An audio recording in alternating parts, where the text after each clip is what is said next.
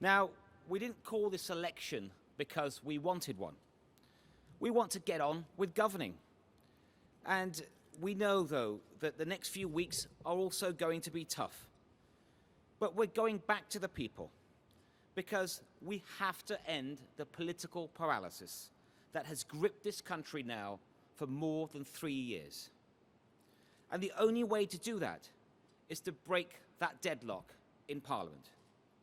We must end the dither and delay, and we must get Brexit done. That's the most important thing the economy needs right now.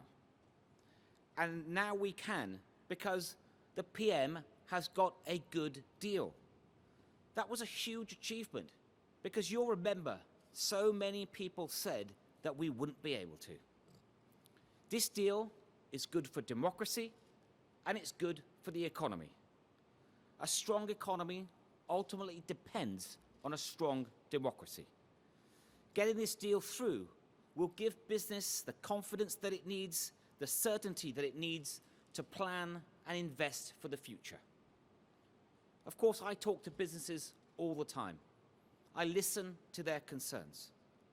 By far, the biggest fear of business is a Corwin-led government.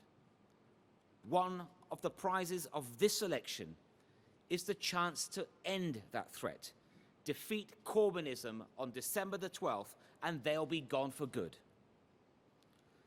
And now that we have a deal, we can finally provide that certainty on Brexit too. Businesses, like the rest of us, they have deadline fatigue. We can finally see the light at the end of the tunnel. But all the Lib Dems, Labour and SNP, all they want to do is to continue to extend that tunnel. We've all had enough of that. Now, the Governor of the Bank of England has said that the deal is positive for the economy. And the certainty of that positive deal will unleash the private sector to invest even more in our country. And we'll all benefit from that deal dividend. Then we can focus on the people's priorities and priming our economies that lie ahead outside the EU, including all the opportunities that will come from that best-in-class free trade agreement with our European friends. Now, all of this is put at risk by Labour, the Lib Dems, and the SNP. So I wanted to take this opportunity today to set at the outset of this campaign to address some of those key issues that I know that people up and down the country will understandably be asking. What is the state of our economy? What's the difference between the Tories and our opponents on how we think our economy should be managed and run? And most importantly, what does it mean for me and my family? Now, later today, the Bank of England will give its latest economic forecast. Forecasts vary. There are a number of global headwinds and challenges.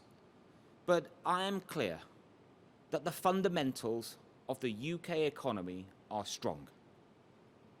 Our economy has confounded expectations. 9 years of consecutive growth, rising wages, record employment. We've seen, in fact, 1,000 new jobs on average created every single day. Absolute poverty at its lowest on record. Income inequality is lower than when Labour left office in 2010. We've promoted productivity, we've created job opportunities, and we've driven growth in our economy.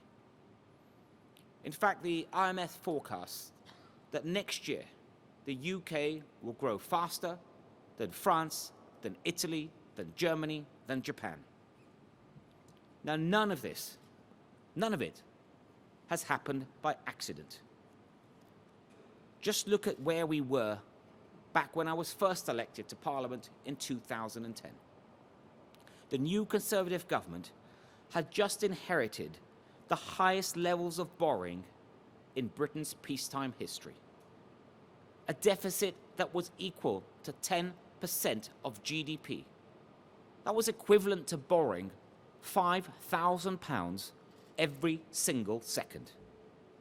an economy that's been scarred by Labour's Great Recession.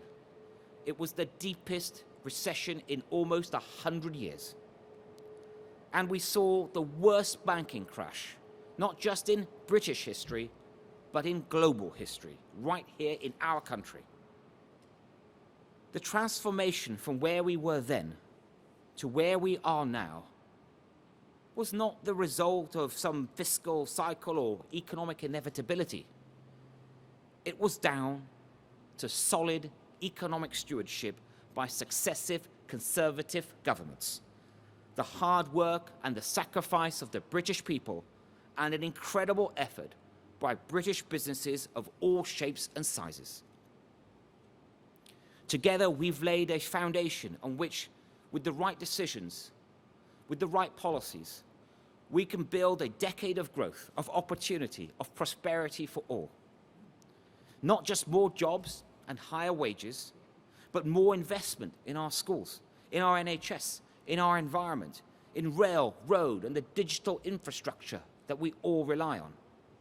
That's the kind of future that I want to see for my kids and for your kids, for the whole country.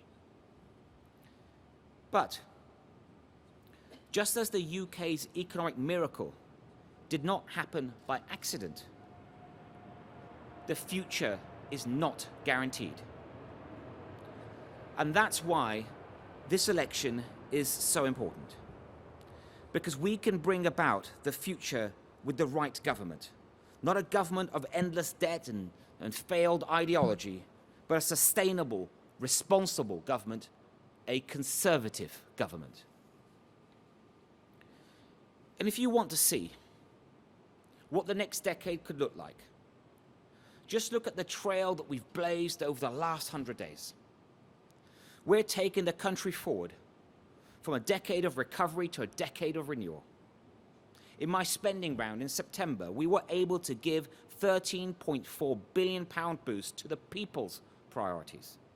It meant more money for 20,000 new police officers, 20 new hospital upgrades, levelling up of school funding across the country. It also included £2.2 billion for our armed forces and an extra £1.5 billion for social care. I'm extremely proud of what we've been able to achieve in such a short time and the lasting impact that these decisions will have.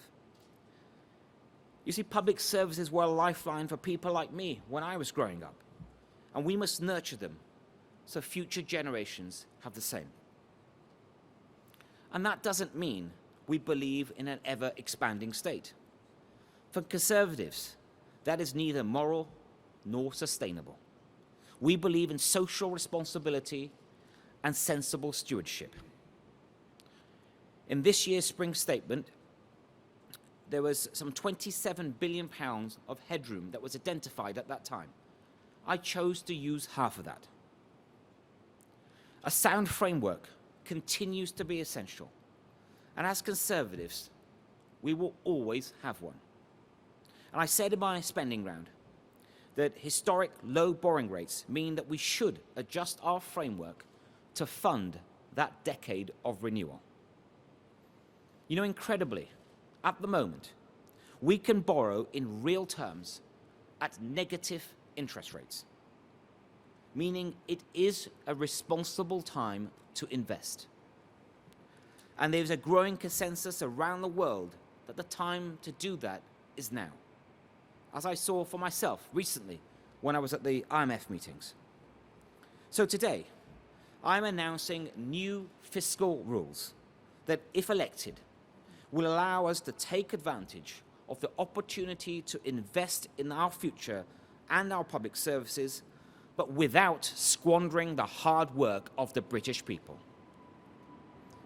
Now, like anyone who budgets, whether it's in a household, a small business, a large business, I know that we must keep track of what we're spending and what we bring in. We can't run an overdraft forever on a day-to-day spending. So I can confirm that our first rule will be to have a balanced current budget. What we spend cannot exceed what we bring in. Now, While we must maintain spending restraint, if we want growth to continue and get stronger in the future, then we need to invest in it, taking the opportunity offered by those historically low borrowing rates. In our manifesto and at our first budget in the new year, we will announce new plans to level up the entire United Kingdom, from Manchester to Midlothian, spreading opportunity and renewing the fabric of our nation. There'll be new hospitals, schools, railways, better broadband, new connections and opportunities for every part of our great nation. So I can confirm, we will borrow some more to invest. But we know all too well what happens if debt gets out of control.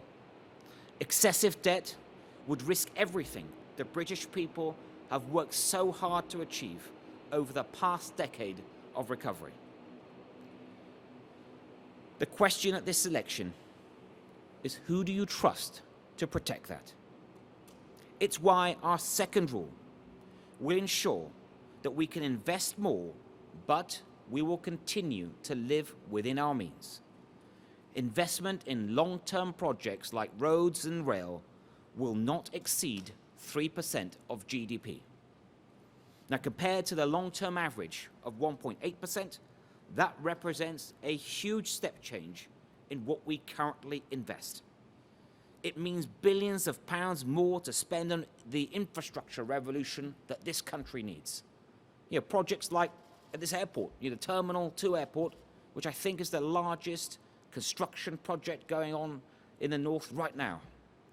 And it also allows us to think and rekindle our ambition for the first supersonic airline the world has ever seen. Let's rekindle our ambitions and be ambitious about the future. But we also need to strike the right balance and keep that debt in check as we seek to invest more. Now, I believe the combination of these rules means that debt will never be allowed to get out of control. Unlike Labour, we won't kick the can down the road, leaving another toxic legacy of debt for our children and our grandchildren to deal with. As we set out the detail of our plans, it will be clear that debt will be lower in the medium term, meaning that it will be lower at the end of the next Parliament than it will be at the start. Now, we can borrow cheap because rates are currently low, and I expect them to stay low for some time. But the cost of servicing that debt should never be allowed to spiral out of control either, putting the burden back onto taxpayers. So I'm going to have a third rule. And our third rule means that if borrowing costs rise significantly in the future, and what we're paying to service debt starts to exceed historical averages, we would reassess how much we would be willing to borrow for capital projects. This extra safeguard ensures that we will spend the money and manage the costs responsibly. So there you have rules to control borrowing, to control debt, and to control debt interest. New rules for a new economic era. Now, I've set out more details. I will set out more details of these rules in the next budget. But my mission at number 11 is ultimately about more than numbers and rules. Economic growth means nothing if it doesn't mean more jobs, more money in people's pockets, stable prices in our shops. It's about ensuring that the state doesn't take a penny more than it needs to run good services. It means making sure that the cost of living is affordable for all families. And we have that record. We've doubled free childcare to 30 hours a week for working families of 3- and 4-year-olds. We've increased the amount that someone can earn before universal credit is reduced, making 2.4 million working households better off.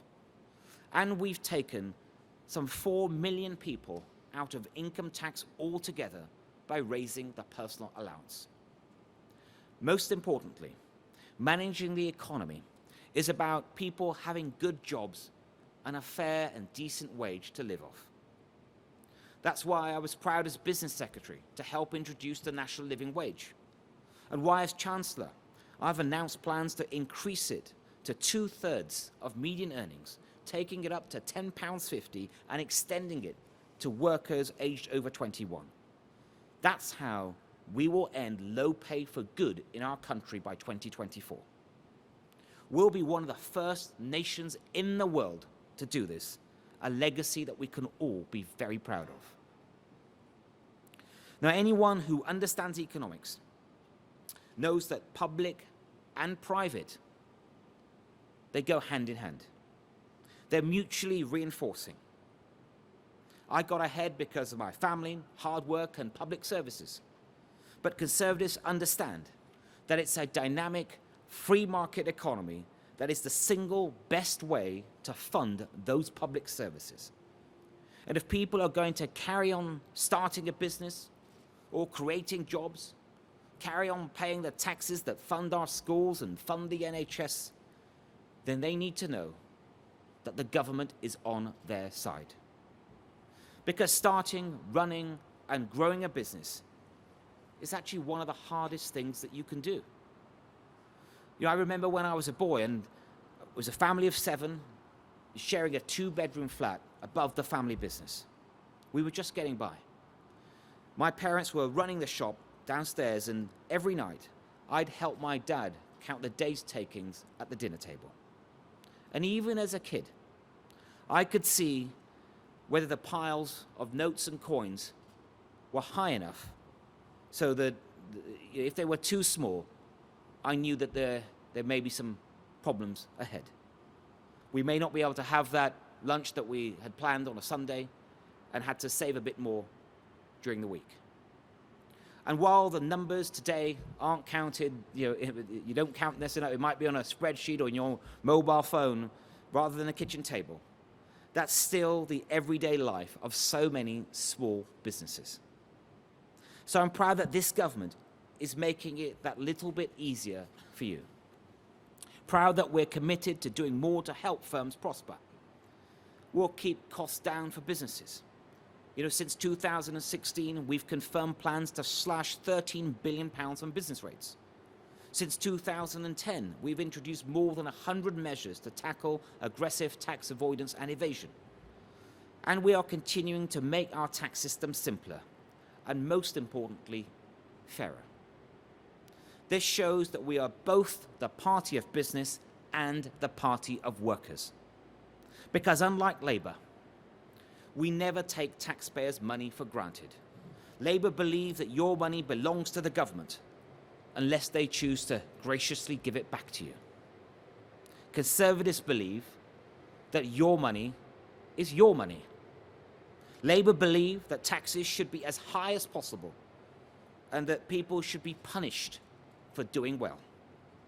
Conservatives believe that you ultimately raise more by taxing less, and that if you work hard and you get that promotion and you get that pay rise, you shouldn't be worse off. That's why this election is so important. It's not just a choice of who governs Britain, but whether you want the government to make this country stronger, richer, more united, or more indebted and even more divided than ever before. You know, John McDonnell likes to claim that he won't raise taxes on anyone earning less than £80,000. But it's just not true. It just isn't.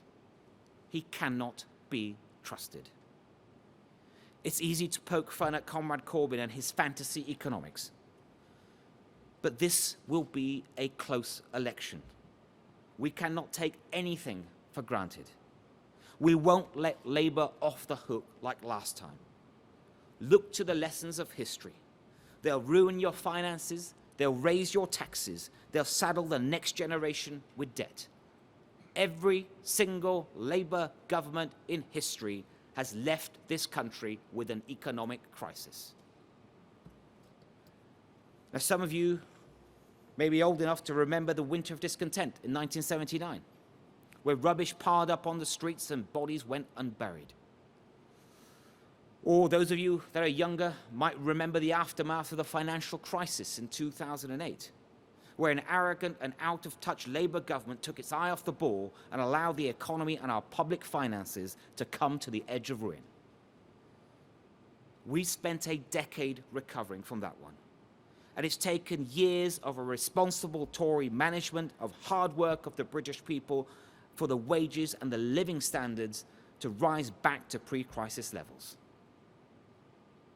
Last time, after promising to stick to Tory spending plans initially, it took Labour 13 years to completely mess it up. This time, it won't even take them 13 months. Just listen to the things that McDonnell is openly proposing, and I gather you won't have to wait long. He's about to speak not too far from here in Liverpool. He's going to be spending billions on renationalising vast industries, but without paying market rates to their owners. These owners, they're not tycoons. They're mostly small investors, often holding this investment through their pension pots. He told savers and businesses that he had nothing up his sleeves. But then he went on to announce plans to confiscate £300 billion of shares from private investors. That would be one of the biggest ever state raids on the savings of hard-working people. That's not socking it to the rich. That's stealing private investments. And who owns those investments? Your pension funds. He claims he will hike taxes on the richest in society only, but then he can't explain who will pay for the services when some of those people who now pay more than a quarter of all income tax, when some of them choose to go elsewhere. Under the Conservatives, the top 1% pay more in tax than ever before. Labour's punitive tax rates, they haven't worked in the past and they won't work now. And who will have to pay the price? Not them, but ordinary working people, people like you. Because Labour can't even begin to attempt to meet their commitments without raising your taxes, hiking your bills, and letting prices run wild in the shops. And not only that, but they cannot get into government without selling out our union. You know, Corwin has never cared about the United Kingdom.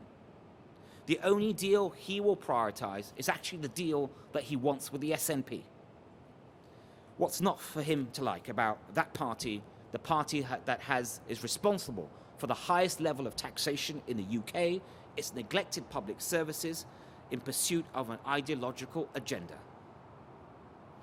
Now, we can't let 2020 be the year of the rerun of 2 referendums. That's the last thing our economy and our democracy need. We are 35 days from the day that we will decide how this country looks for the next decade and beyond. 35 days in which to decide whether we want to build on the strong foundations laid by the Conservatives and the British people, or we want to let Corbyn and McDonnell tear down the whole thing. That is the choice for the nation, whether December brings a Merry Christmas or another winter of discontent. A Labour Party determined to wind back the clock, waste billions and raise taxes, or a Conservative government with the track record to deliver on a decade of renewal, helping working people, cracking down on the cost of living and getting Brexit done. Voting Conservative is the only way to end the double whammy of uncertainty that's been posed by a prolonged Brexit and the prospect of the hardest left government of any major Western nation.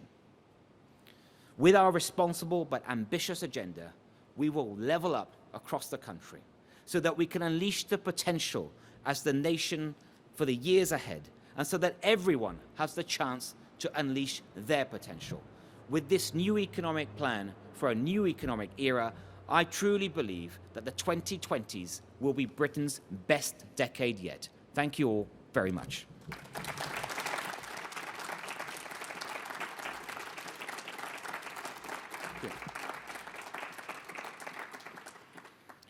Thank you all again for coming. I'm going to take some questions. I'm going to start with members of the media that are here, and I've got a list here, so I'll just stick to the list, and I'll start with Shabab Khan from ITV News. Mr. Javid, you said that one of your fiscal rules will be to balance current budgets. You've said you'll borrow money to invest. Does that mean you can't afford to make the tax cuts that Boris Johnson promised during his Tory leadership campaign? It means that if we stick to these rules that I've set out today, we can afford to do a lot. We can afford to make sure that we live within our means on day-to-day spending. We can afford the infrastructure revolution that I've talked of, which is really leveling up across the country, investing billions more, but keeping an eye on debt. But it also does mean that we can afford some tax cuts. We've worked out the numbers, and we can, within these rules, have tax cuts, investment in infrastructure, and balance the day-to-day funding of the economy. I've got Alex from Sky News, please. Hello there. You talk about the future you want to see for the country's children, but the Institute for Fiscal Studies has warned that with borrowing rising, your government risks saddling future generations with more debt. Are you not guilty of what you are accusing Labour of doing? Borrowing more, spending big, wasting the country's finances? Not at all. I mean, the difference between our approach and Labour's approach is like night and day. There's a huge gulf in difference in our economic approach. What I've set out today is sensible stewardship of the economy, realizing that there can be good reasons to borrow, especially at these historically low interest rates, as long as you're going to turn that borrowing into productive investment. The roads, the rail, the fibre optic, the flood defences, the things that are actually going to improve our productivity over time. And levelling up and doing that across the country. So you're doing it in the north as well as the south, in Scotland, Northern Ireland, Wales, throughout the UK. But we need to be tough on that in the sense that we need to keep that under control. And the rules I've set out will do just that. And as I said, it will mean that debt throughout the Parliament will be lower at the end than it is at the start. So we will actually bring debt as a proportion of GDP down and keep it under control. What we've heard from Labour, and I think we're going to hear some more shortly, but there's been some sort of pre-briefing from McDonnell and his team last night. I think they've already said that there's another £150 billion fund that they've just conjured up, on top of the £250 billion fund, another £300 billion fund, the cost of £200 billion nationalisation, all of that. I'm not even sure they're going to have any fiscal rules. Even if they did, there is no way they can meet those rules. And if they even tried, they would have to do it with a massive tax bombshell on ordinary, hard-working people. And this is something that every Labour government has done. But this one, in particular, will be even worse than any Labour government that has preceded it. And, if you don't want to take my word for it today, listen to Ian Austin, who worked for Gordon Brown, worked in the Treasury with Gordon Brown, is Labour through and through.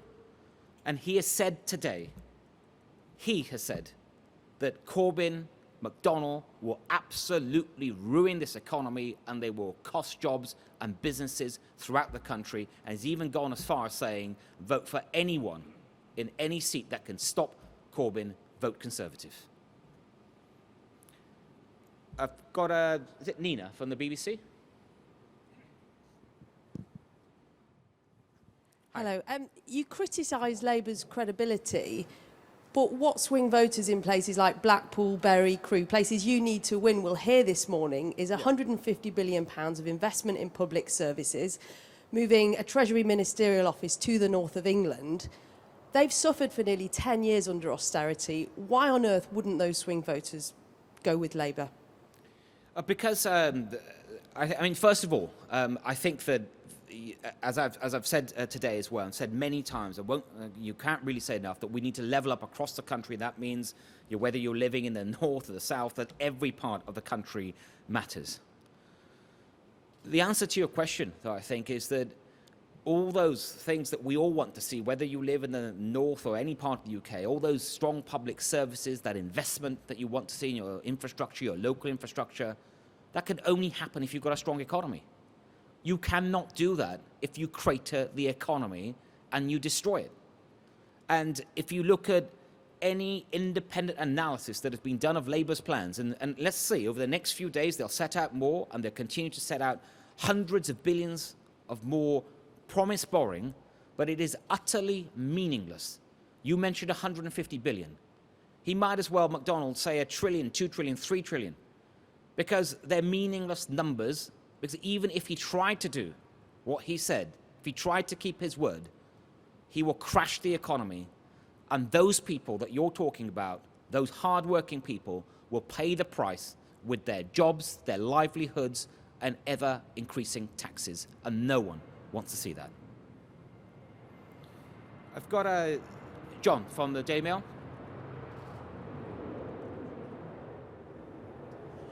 Chancellor, do you still think that stamp duty is a priority for reform?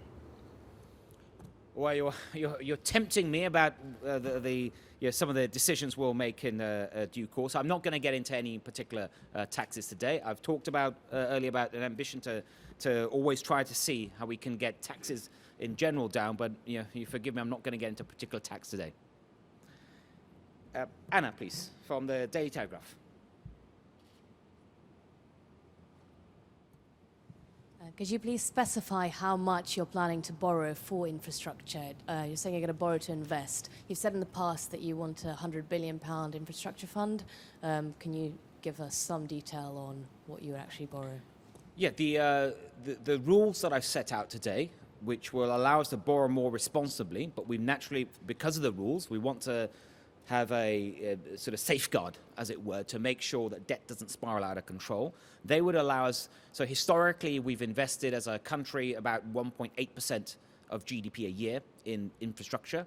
If you say add a percentage point on that, which you comfortably can do on rules, that's about potentially an extra £20 billion a year over a 5-year period, or between 5 you can easily add another 100 billion to that. And so we will set out both in our manifesto and then if we win in a future budget, much more detail about what this infrastructure investment looks like. But again, I just bring it back to the point. The reason we can afford to do that is because we've had this decade of recovery, we want this decade of renewal, but we risk losing it all if we let debt get out of control again. And that's why you need to have rules, you need to have these safeguards, because ultimately they protect the very people you're trying to help with that infrastructure, which is ordinary hard-working people, which want to see a continued growing economy. And with Labour's plans, they will risk all of that disappearing and economic ruin. And I've got Jennifer, I'll come back to you in a sec. Jennifer from Manchester Evening News. Hello. Sorry, Jennifer. Hi. Hi. You talked then about borrowing an extra £20 billion a year. Northern Powerhouse Rail, I think, has been costed at £39 billion by Northern leaders. And Boris Johnson has said that he supports the whole of that project, although he's only actually committed to the Manchester to Leeds part of it. So my question is, if that's how much you're going to be adding in borrowing, can you afford to commit to the whole of Northern Powerhouse Rail in full, and will you be doing so in the Conservative manifesto? Well, again, I'm not going to announce the details of the manifesto today, but let me just say this about the Northern Powerhouse Rail. I've had I know quite a bit about it. I think it's an ambitious plan. It's just the kind of plan I think certainly I want to see for the North. As you say, we've already set out plans to invest in sort of part of that. And I'm very keen to see it go further. And we are working with the team behind it on refining a business plan. So whilst I don't want to make an announcement on that today, our plans, the ones I've just set out, that figure you've used for Northern Powerhouse Rail is over multiple years. And so our plans would comfortably allow us, if we want to all go ahead together to plan both in more rail in the north as well as other parts of our country. But again, what I just can't stress enough, that whilst we have this extra sort of firepower to invest in infrastructure, it's only there because the economy is strong, and if we want to keep it that way, we've got to keep debt under control. We have plans to do that. The Labour Party can promise, spray money around like confetti, but it doesn't mean anything if they can't actually deliver, because they would have already crashed the economy before the spades hit the ground. I will, just there, please. Thank you very much. Andy Bell, 5 News. Your predecessor was so concerned about the no-deal Brexit, he built in some headroom. You've already spent half of that. Isn't it irresponsible when there's still such a huge unknown hanging over the economy when it comes to Brexit? Isn't it irresponsible to be talking about borrowing and spending so much more? No, I mean, not at all. I mean, first of all, I actually made a short reference to it in my remarks earlier, that my predecessor had said that there was, he had identified around 27 billion of headroom. I chose to use half of that. I think that's very responsible.